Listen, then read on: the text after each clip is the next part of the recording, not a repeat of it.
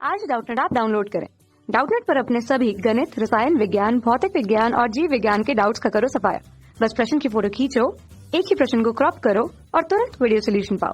अभी डाउनलोड करें। देखिए, प्रश्न में हमें दिया हुआ है कि जल का वाष्प में परिवर्तन नियत ताप पर होता है। अब इस रूपांतरण के लिए दी गई ऊष्मा जो है क्या पूर्णतः बाह्य दाब के विरुद्ध कार्य करने में व्यय होती है, हमसे ये पूछा जा रहा है। अगर इसका उत्तर नहीं होता है तो यह किस रूप में वाष्प में रहती है, उपस्थित रहती है, ये पूछा जा रहा है। ऊर्जा का कौन सा रूप? तो देखिए, पहले हमें दिया हुआ है जल। जल से वाष्प में परिवर्तन मतलब जल अगर हमारे पास होता है तो सामान्य रूप में किस अवस्था पर होता है? वो द्रव की अवस्था पर होता है। द्रव या लिक्विड के रूप में अगर हम किसी पदार्थ को देखें तो अगर उसे किसी भी पात्र में रखा जाता है तो खास बात यह होती है कि वो उसी पात्र के अनुसार अपना आकार जो है ग्रहण कर लेता है। इस अनुसार इसके हम प्रॉपर्टीज को देखें या गुण को देखें तो गुण में ये होता है कि जो इसके अणु होते हैं वो अगर हम ठोस की अपेक्षा देखें तो वो थोड़े दूर होते हैं, लेकिन उनमें देखिए ससंजक बल का मान, ससंजक बल हम किसे कहते हैं? एक ही पदार्थ के जो अणु यहाँ पर होते हैं, ठीक है, तो उन्हें हम जो अणु आपस में आकर्षण बल के द्वारा जुड़े होते हैं और वो आकर्षण बल उसी पदार्थ में ससंजक बल के रूप में परिभाषित होता है। मतलब ससंजक बल वह बल होता है जो एक ही परमाणु के अणुओं के मध्य लगाया जाता है आकर्षण बल के रूप में। तो इस तरह से अगर हम जल या द्रव के लिए बात करें तो उसके अणु थोड़े दूर होंगे ठोस की अपेक्षा, लेकिन उनमें ससंजक बल होता है। इस तरह से ससंजक बल हुआ। अब हम क्या चाहते हैं कि हम उसे ऊष्मा दें ताकि वह देखिए द्रव की अवस्था से किस में चला जाए? द्रव की अवस्था से वो वाष्प की अवस्था में चली जाए। वाष्प मतलब हम उसे कह देते हैं वो भाप की अवस्था है, ठीक है। तो अगर हमें इसमें परिवर्तन करना है मतलब हम अवस्था में परिवर्तन कर रहे हैं, ठीक है, अवस्था में परिवर्तन कर रहे हैं तो प्रश्न में जैसा बोला जा रहा है परिवर्तन जो है नियत ताप पर होता है।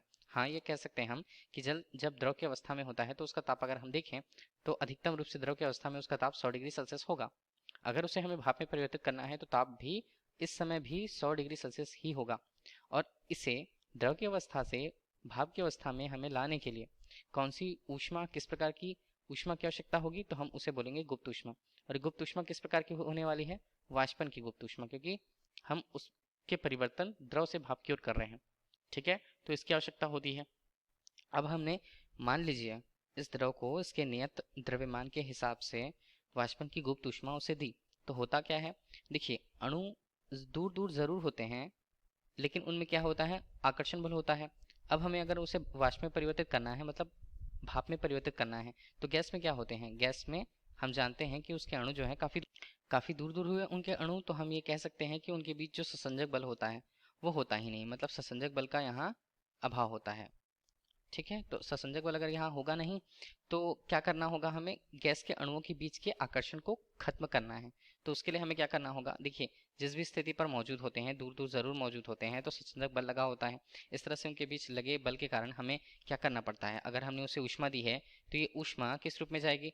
एक तरह से एक कार्य के रूप में जाती है। कार्य क्या होता है? कार्य होता है कि उनमें जो ससंजक बल है उसके विरुद्ध हमें काम करना है। तो यही उनके विरुद्ध जो काम होता है वो उनमें स्थितिज ऊर्जा के रूप में व्यक्त होता है, ठीक है, स्थितिज ऊर्जा के रूप में। अब इसी कार्य को वो स्थितिज ऊर्जा के रूप में रख लेते हैं और वो हो जाते हैं वाष्प में परिवर्तन। वाष्प में परिवर्तन होना मतलब गैस बन जाना, गैस मतलब उनके अणु का दूर दूर होना। इस तरह प्रत्येक अणुओं में पहले से सामान्यतः ज्यादा ऊर्जा होती है द्रव की अपेक्षा, ठीक है। तो यही जो ऊष्मा हम देते हैं वही कार्य के रूप में स्थितिज ऊर्जा के रूप में उनमें होती है।